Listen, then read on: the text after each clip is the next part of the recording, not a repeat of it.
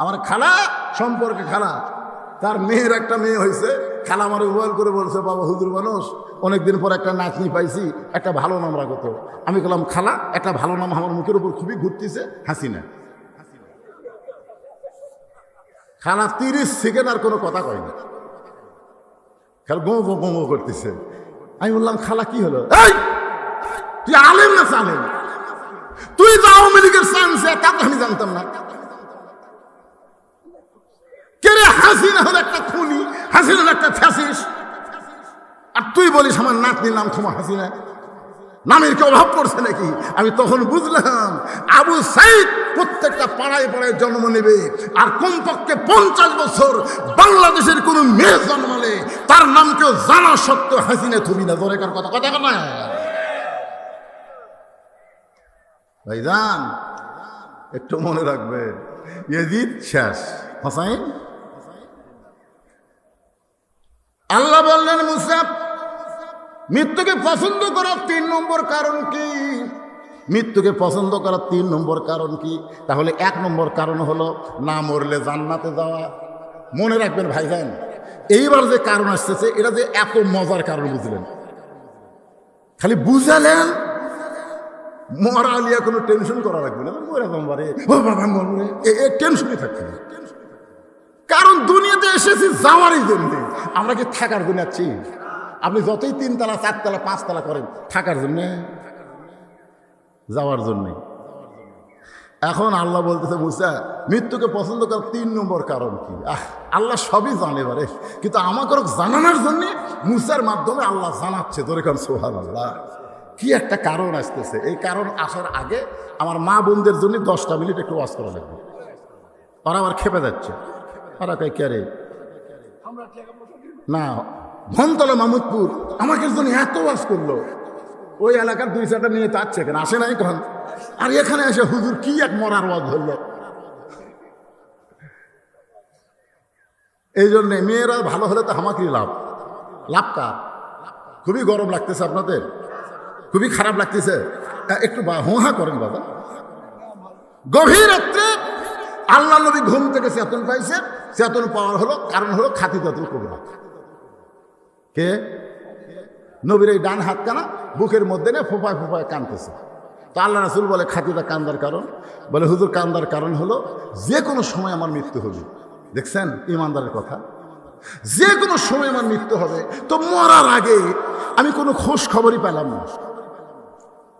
মরার আগে আমার জন্য কোনো খবর আছে? আল্লাহ রাসূল বললেন, খাদিজা এই দুনিয়াতে 10 জন পুরুষকে আল্লাহ জান্নাতের সার্টিফিকেট দিছে। কয়জন? মানে সার্টিফিকেট দিছে। সবাই তো জান্নাতে যাবে, সাহাবীরা সবাই জান্নাতে যাবে বিনা হিসাবে, কিন্তু 10 জনকে আল্লাহ সার্টিফিকেট দিয়েছে। 1 নম্বর নাম কি? আবু বকর, 2 নম্বর উমর, 3 নম্বর ওসমান। এই 10টা নাম মুখস্থ থাকলে কি হবে? ইমাম গাজ্জালি বলেছেন, যেই মুসলমান 10টা সাহাবীর নাম অনবরত মুখস্থ বলতে পারে, ওই মুসলমান যখন মৃত্যুর বিছানায় যাবে, এমন সময় 10টা সাহাবীর রুহানি তাওয়াজ্জুহ আল্লাহ তার প্রতি নাজিল করে, তার জন্য ইমানের সাথে দুনিয়া থেকে বিদায় নেওয়া আল্লাহ সহজ করে দেবে। আপনি কি তুয়া মুয়া, এরা কি কোনো নায়ক নায়িকার নাম বলতে জানি? এই জন্য নামটা খেয়াল রাখেন। 1 নম্বর আবু বকর, 1 নম্বরকে, 2 নম্বর উমর, 3 নম্বর উসমান, 4 নম্বর আলী, 5 নম্বর আব্দুর রহমান ইবনে আউফ, 6 নম্বর জুবাইর, 7 নম্বর তালহা, 8 নম্বর সাদ ইবনে আবু ওয়াক্কাস, 9 নম্বর আবু সাইদ, আর 10 নম্বর হলো ওবাদা ইবনুল জাররাহ। এই 10 জনই হলেন আশারে মুবাশশারা। আল্লাহু আকবার। আল্লাহ রাসূল বললেন, পুরুষরা যেমন 10 জন সার্টিফিকেট পাইছে, নারীরাও তেমন 10 জন জান্নাতের সার্টিফিকেট পাইছে। খাদিজা বলে, হুজুর আমি মনে করতাম খালি পুরুষেরাই পাচ্ছে, নারীরাও পাচ্ছে। আল্লাহ রাসূল বলেন, 10 জনকে আল্লাহ এই দুনিয়াতে জান্নাতের সার্টিফিকেট দিচ্ছে। পুরুষের মধ্যে 1 নম্বর হলো আবু বকর, আর নারীদের মধ্যে 1 নম্বর হলো খাদিজাতুল কুবরা। সুবহানাল্লাহ কোন না কেন ভাইজান? যেই বলছে খাদিজাতুল কুবরা, মা খাদিজা তো সেই মুস্কি হাসি। বুঝতেছেন না? 1 নম্বর জান্নাতি হলে তার কিরকম আনন্দ লাগবে। আল্লাহ রাসূল বলেন, খাদিজা আপনার হাসি দেখে আমাকে খুব ভালো লাগতেছে, কিন্তু এই মুহূর্তে আমি নবী না, আপনি আমার বিবি, আমি আপনার স্বামী। আমি স্বামী হয়ে আপনার কাছে জানতে চাচ্ছি, আল্লাহ যখন আপনাকে 1 নম্বর জান্নাতি নারী করছে, তাহলে 2 নম্বর জান্নাতি কে হলে ভালো হয়? মানে আমি জানতে চাচ্ছি আর কি, স্বামী স্ত্রীর মধ্যে একটা গল্প। খাদিজা বলতে তো হুজুর ফাতেমা হলে ভালো হয়। কে হলে ভালো হয়? ফাতেমা হলে ভালো হয়। রাসূল বলেন, খাদিজা, আল্লাহ আপনাকে 4টা মেয়ে দিছে, জয়নাব, রোকেয়া, কুলসুমা, ফাতেমা। তো অন্য 3টা মেয়ের কথা না বলে আপনি সরাসরি ফাতেমার কথা বললেন। খাদিজা বলতে, হুজুর আপনি বাবা, তো আপনি বুঝবেন না। আপনি যে বাবা, আপনি বুঝবেন না, আমি মা হইয়া বুঝতে পারি। সুবহানাল্লাহ, মারাত্মক কথা। বাবারা কি বোঝায়? আনন্দে মাতিয়া সাগরে ভাসাইয়া সেই যে চইলা যায়, খবর লয় না, মাজন ধরিয়া উদরে কতই কষ্ট করে, 10 মাস পরে পায় প্রসবের বেদনা। খাদিজা বলতে যে হুজুর জয়নাব যখন জন্ম নিল, আমার পেটে উঁচা হলো, আমার পেটের মধ্যে ওজন হলো, জন্ম নেওয়ার সময় আমার প্রসব ব্যথা হলো। রোকেয়া যখন জন্ম নিল, আমার পেট উঁচু হলো, আমার পেটের ওজন হলো। রোকেয়া জন্ম নেওয়ার সময় আমার প্রসব ব্যথা হলো। এরপরে কুলসুমা যখন জন্ম নিল, আমার পেটের ওজন হলো, আমার পেট বড় হলো। কুলসুমা জন্ম নেওয়ার সময় আমার প্রসব ব্যথা হলো। আল্লাহর শপথ করে বলতেছি, এই ফাতেমা যখন আমার পেটের মধ্যে আসলো, আমার পেটের মধ্যে সন্তান আছে আমার অনুভব হলো, কিন্তু ফাতেমা যখন জন্ম নিল, আমার তখন প্রসব ব্যথা হলো না। আমি লক্ষ্য করে দেখি, আমার ফাতেমা জন্ম নেওয়ার সময় তার 2টা হাত দিয়া তার ইজ্জত পর্যন্ত এমনভাবে ঢেকে জন্ম নিল, আমি মা হইয়াও তার ইজ্জত দেখতে পারলাম না। লিল্লাহে তাকবীর। আমি সেই দিন থেকে বুঝেছি ফাতেমা সাধারণ কোনো মেয়ে না। আল্লাহ যখন আমাকে 1 নম্বর জান্নাতি ঘোষণা করছে, উমরের মতন ফাতেমাকে আল্লাহ 2 নম্বর জান্নাত ঘোষণা করে। জোরে খান সুবহানাল্লাহ। 2 নম্বর ফাতেমা হলে ভালোই হয়। তারপরে 3 নম্বরে যে কুলসুমাক দেন, রোকেয়াক দেন, জয়নাবক দেন, আমার আপত্তি নাই, কিন্তু 2 নম্বর আমার সাথে যেন ফাতেমা থাকে। আল্লাহ রাসূল মুস্কি হাসি দিয়ে খাদিজার কপালে একটা চুমা দিয়ে বলেন, খাদিজা, আপনার ফাতেমা তো জান্নাতি নয়, আপনার ফাতেমা তো জান্নাতি নয়, আপনার ফাতেমা তো জান্নাতি নয়। সঙ্গে সঙ্গে খাদিজা বলে, হুজুর এটা কি বলেন, ফাতেমা জান্নাতি নয়? রাসূল বললেন, জান্নাতে কেমনে হবে? সাইয়্যিদাতুন নিসাই আহলুল জান্নাহ, সে জান্নাতি নারীদের নেত্রী হবে। খাদিজার মুখটা কালো হয়ে গেল। হুজুর এটা কি শোনালেন? আমি মা হয়ে 1 নম্বর জান্নাতি, আর মেয়ে হয়ে হবে নেত্রী। এটা আপনি পাল্টা দেন, আপনি আমারটা ফাতেমাকে দেন আর ফাতেমারটা আমার দেন। রাসূল বলতেছে, ইয়ার কি মারতেছে? আমি হলাম ঘোষণাকারী, দেওয়ার মালিক হচ্ছে আল্লাহ। সঙ্গে সঙ্গে খাদিজা নবীর হাত বুকের মধ্যে চেপে ধরে বলতেছে, ওগো আল্লাহর নবী, কোন আমলের কারণে ফাতেমাকে আল্লাহ খাতুনে জান্নাত ডিগ্রি দিল, এটা যতক্ষণ না বলবেন ততক্ষণ পর্যন্ত আপনার হাত আমি ছাড়ব। এই কথা বলে আর কিন্তু আলোচনা করা হয় নাই। আমি আপনাদের বলেছিলাম আলী মাহমুদপুর গিয়া বলবো, তোর এখন কথা ঠিক কি না? আমার মায়েরা শোনেন, কোন আমলের কারণে আল্লাহ খাদিজারে বাদ দিয়ে ফাতেমাকে জান্নাতের নেত্রী বানাইলো, এটা জানার জন্যে খাদিজা নবীর হাতটা বুকের মধ্যে চাইপা ধরেছে। রাসূল বলেন, খাদিজা, আমি আপনাকে 2টা প্রশ্ন করব, আপনি দেখেন তো উত্তর দিবার পারেন কিনা। খাদিজা বললেন, হুজুর তাহলে প্রশ্ন করেন। 1 নম্বর প্রশ্ন হলো, আপনি কত বছর বয়সে ঈমান গ্রহণ করছেন? আপনি খাদিজা কত বছর বয়সে ঈমান গ্রহণ করেছেন? খাদিজা বলতে, হুজুর আমি 55 বছর বয়সে ঈমান গ্রহণ করেছি। আল্লাহ রাসূল বলে, খাদিজা তাহলে ঈমান গ্রহণ করার আগে আপনি কি ছিলেন? খাদিজা বলতে, হুজুর ঈমান গ্রহণ করার আগে আমি কাফের ছিলাম। রাসূল বলে, খাদিজা আপনার হায়াতের জীবনের 55 বছর আপনি কুবুরে হালে কাটাইছেন, এখন বলেন তো আপনার পেটের মেয়ে ফাতেমা কত বছর বয়সে ঈমান গ্রহণ করেছে? খাদিজা বলতেছে, জান্নাতি জান্নাতি, আমার ফাতেমা জান্নাতি হয়ে জন্ম নিয়েছে। রাসূল বলে, খাদিজা আপনার জীবনের 55 বছর কুপুরে হালে কাটাইছে, আর ফাতেমা জান্নাত হয়ে জন্ম নিয়েছে, তাহলে 1 নম্বরের উত্তরে কে বেশি পাওয়ার পায়? খাদিজা বলতে, হুজুর এখানে ফাতেমার কাছে তো আমাকে রাখাই যাবে না। রাসূল বলে, ও খাদিজা, আমার 2 নম্বর প্রশ্ন হলো, তোমার চেহারা দুনিয়ার কত পুরুষ মানুষ দেখেছে, তোমার চোখের সাইজ কেমন, তোমার মুখের সাইজ কেমন, তোমার দাঁতের সাইজ কেমন, তোমার গায়ের রং কেমন, তুমি লম্বা কেমন, এটা দুনিয়ার কত পুরুষ মানুষ দেখেছে? খাদিজা বলতে, তো হুজুর 40 বছর বয়সে যখন আপনাকে স্বামী বলে স্বীকার করলাম, ওই সময় মক্কার সবচেয়ে ধনবতী রমণী আমি ছিলাম। এই ধনবতী হওয়ার পিছনে কারণ হলো আমার বাবার অনেক ব্যবসা আমি দেখাশোনা করতাম। আমার বাবা না থাকার কারণে ওই বাবার ব্যবসাগুলো আমি দেখাশোনা করার কারণে হাজার হাজার পুরুষের সঙ্গে আমার লেনদেন হয়েছে। আমি খাদিজার চেহারা দুনিয়ার বহু পুরুষ বলতে পারে, আমি খাদিজার গায়ের রং দুনিয়ার বহু পুরুষ বলতে পারে, আমার চোখের সাইজ কেমন, আমার মুখের সাইজ কেমন, এটা দুনিয়ার বহু পুরুষ বলতে পারে। রাসূল বলে, খাদিজা এখন বলেন আপনার ফাতেমার চোখের সাইজ কেমন, ফাতেমার মুখের সাইজ কেমন, ফাতেমার গায়ের রং কেমন, এটা দুনিয়ার কত পুরুষ বলতে পারে?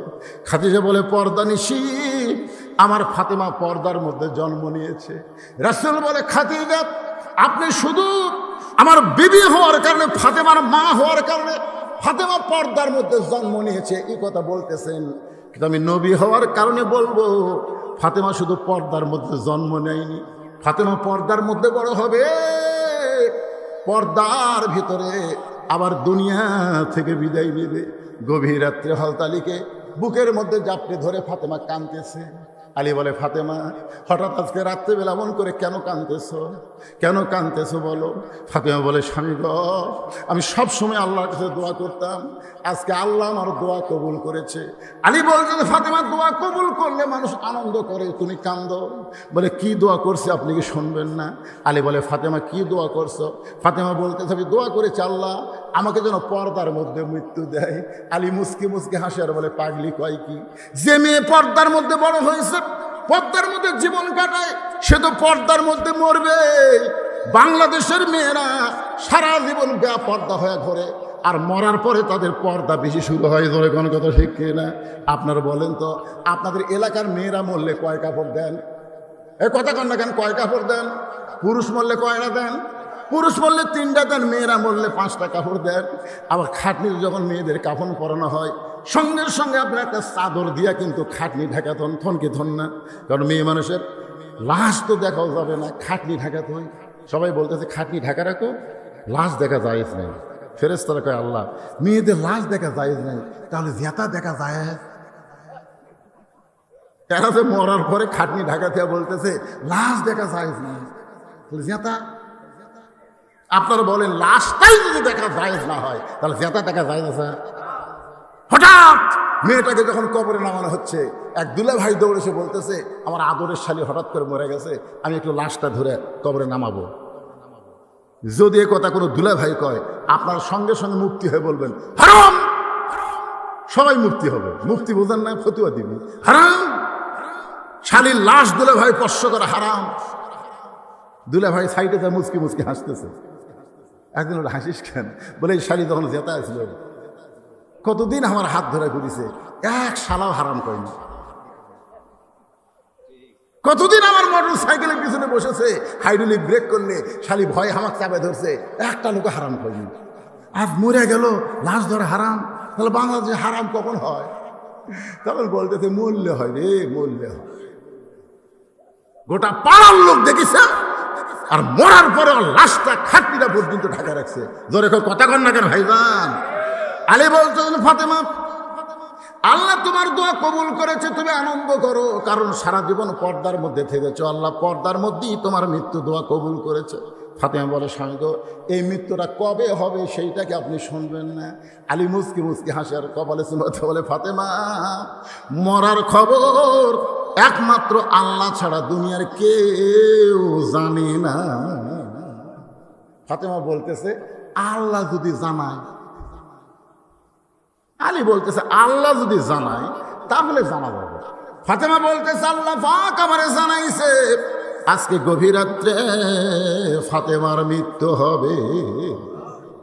যেই বলছে গভীর রাত্রে ফাতেমার মৃত্যু হবে, গাছের গোড়া কাটলে গাছটা যেমন পড়ে যায় তেমনি পড়ে গেলেন হযরত আলী ঘরের মাঝে। ফাতেমা মুস্কি মুস্কি হেসে স্বামীর মাথাটা উরাতের উপরে নিয়ে, যে গভীর রাত্রে মৃত্যুবরণ করবে সেই নারীটা হাসতেছে, স্বামীর মাথাটা উরাতের উপরে নিয়ে কপালে একটা চুমু দিয়ে বলে, স্বামী গো, এতদিন আমি দুইটা জিনিস বিশ্বাস করতাম, একটা হলো আপনি আসাদুল্লাহিল গালিব, আর একটা হলো আনা মাদিনাতুল ইলমে ওয়া আলিউ বাবুহা। একটা হলো পৃথিবীর মধ্যে সবচাইতে বড় বীর আপনি, আর একটা হলো পৃথিবীর মধ্যে সবচাইতে বড় জ্ঞানী আপনি। সুবহানাল্লাহ কন্যা কেন? ফাতেমা বলতেছে এতদিন আমি দুইটা জিনিস বিশ্বাস করতাম, একটা হলো আপনার মতন বীর এই পৃথিবীতে কেউ নেই, দুই নম্বর আপনার মতন জ্ঞানী পৃথিবীতে কেউ নাই। তাহলে আপনি বীর হয়ে জ্ঞানী হয়ে এরকম পড়ে গেলেন কেন? আপনি কেমন বীর যে বউ আপনি গভীর রাত্রে মৃত্যুবরণ করবে, হক কথা শোনার পরে আপনি সহ্য করতে পারেন না? আপনি কেমন জ্ঞানী যে আসলে যাওয়া লাগবে এইটা আপনি মানতে পারেন না? সুবহানাল্লাহ কন্যা যাই গভীর রাত্রে দুনিয়াতে বিদায় নিবি তাই শিক্ষা দিচ্ছে। আপনি কি বীর? কপালে চুমাতে বলে, স্বামী তো আজকে আমার সামনে স্বীকার করেন আসলে যাইতে হবে। সবাই বলেন আসলে। আমি চলে যাওয়ার পরে আমার তিনটা চাওয়া আপনি পুরো করবেন। আলী কান্দার বলে, ফাতেমা গরিব ছিলাম বলে দুনিয়ার জীবনে তুমি কিছুই চাও না, মরার পরে তুমি কি চাইবা? বলে 1 নম্বর চাওয়া হলো আমার লাশটা রাতের বেলায় দাফন করা লাগবে। আমি রাতের বেলা পর্দায় মৃত্যুবরণ করব, আর দিনের বেলায় আমার দাফন করবেন, এটা চলবে না। আমার 2 নম্বর চাওয়া হলো আমার লাশটা জানাজার জন্য কোনো ব্যবস্থা করবেন না। আলী বলতে কি কয়, তুমি নবীর মেয়ে, তোমার মৃত্যুর খবর শুনলে হাজার হাজার মানুষ তোমার জানাজায় দোয়া করবে। ফাতেমা বুড়ে আঙ্গুল তুলে বলতেছে, আমার লাভ কি? আমার লাভ কি? 1 কোটি মানুষ যদি বলে ফাতেমা ভালো, আর আপনি যদি বলেন আমার বউ ভালো না, 1 কোটি মানুষের দোয়া ফাতেমার কোনো কাজ হবে না। আর দুনিয়ার সমস্ত মানুষ যদি বলে ফাতেমা খারাপ, আর আপনি যদি বলেন আমার বউ ফাতেমা ভালো, এক স্বামীর সার্টিফিকেটে ফাতেমার 8টা জান্নাতের দরজা আল্লাহ খুলে দিল। জোরে কন্যা সুবহানাল্লাহ। তো মরদ মানুষের অন্য মানুষের জানাজা দেওয়ার লাভ কি? আমার জানাজা আমার স্বামী করলেই যথেষ্ট। জোরে কন্যা সুবহানাল্লাহ। আর আমাকে এগুলো লব উল্টা কি কর, খালি তুমি আমাকে দেখতে পারো না, খালি তুমি।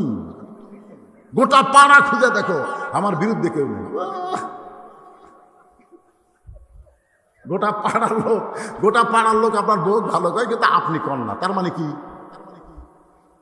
আপনার বলেন তো, গোটা পাড়ার লোক যার বউ ছিনে সেই স্বামী জান্নাতে যাবে? হক কথাগুলো বলেন তো, বলেন, সবাই বলেন। গোটা পাড়ার লোক যার বউ ছিনে সেই স্বামী জান্নাতে যাবে? আর দাইসু লা ইয়াদখুলুল জান্নাহ, দাইস কোনোদিনও জান্নাত পাবে না। দাইস হলো ওই সকল পুরুষ যাদের অধীনে নারীরা পর্দা করে না। ও যে মরদ মেয়ে একলা ঘুরতেছে, দেখেন, ওই যে দেখেন কি মেয়ে মানুষের জন্য ওয়াজ শোনা ফরজ না, কিন্তু পর্দা মানা হলো ফরজ। জোরে কথা কর না কেন? ওয়াজ শোনা ফরজ না। একটা মেয়ে যদি সারা জীবন কোনো ওয়াজ না শোনে, তার একটা পাপও হবে না। কিন্তু একদিন যদি পর্দার খেলাপ করে, কোনো মরদ মানুষ যদি তার চেহারা দেখে, ও আর বিপদ হয়ে যাবে। মায়েরা একটু মনোযোগ দিয়ে শোনেন। ধনতলা মাহমুদপুর যেটা পারি নাই, সেইটা আছে আলী মাহমুদপুর বলতেছি, একটু মনোযোগ দিয়ে শোনেন, বিরক্ত হয়েন না। কারণ মাগুলো ভালো হলে তো আমাকেই লাভ। ধরে খান কথা ঠিক কিনা? বউ ভালো, তার সমাজ ভালো, তার সংসার ভালো। এখন কতগুলা পুরুষ মানুষ, যুবক মানুষ বউ খেয়ে চলে গেছে বিদেশে, এরকম খুব বিপদ করে গেছে, বুঝছেন? আমার এলাকায় খুব বিপদ। এখন আপনাদের গ্রামত আছে কিনা সেটা আপনার ভালো না।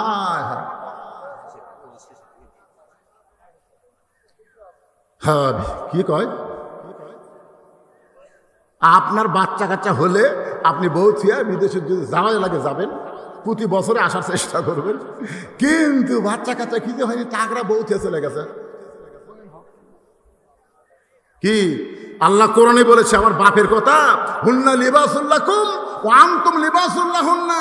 স্বামী হলো বিবির পোশাক, বিবি হলো স্বামীর পোশাক। ধরে কোন সুবহানাল্লাহ। ছোট্টবেলায় একটা গান শুনছিলাম, আপনাকে এলাকায় শুনছেন কিনা? জামা তোর জামাইয়ের বাড়ি আমি যাব না। তোমার জামাই চাকরি করে মহিমাগঞ্জ সুগার মিলে।